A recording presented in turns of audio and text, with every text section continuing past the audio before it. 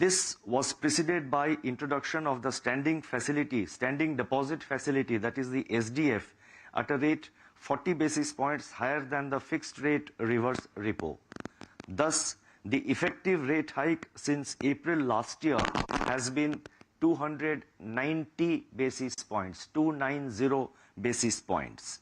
These increases have been fully transmitted to the overnight weighted average call money rate, that is WACR, operating target of monetary policy, which has gone up from daily average of 3.32% in March 22 to 6.52% in March 2023.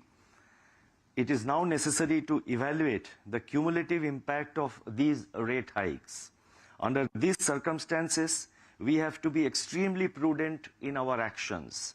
We have always been very watchful and have adopted a calibrated and balanced approach and will continue to do so. When we started the rate cut cycle in February 2019 to provide support to growth, the CPI inflation was around 2% and the policy repo rate was 6.5%. Now the policy rate is 6.5%, but inflation is 6.4% as per the February reading. Overall, inflation is above the target, and given its current level, the present policy rate can still be regarded as accommodative. Hence, the MPC decided to remain focused on withdrawal of accommodation.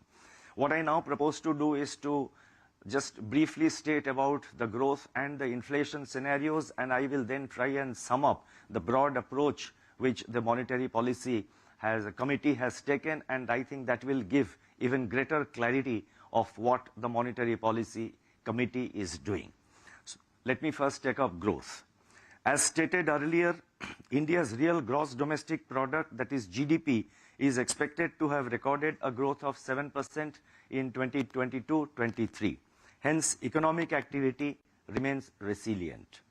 On the supply side, Rabi food grains production is estimated to increase by 6.2% in 2022-23.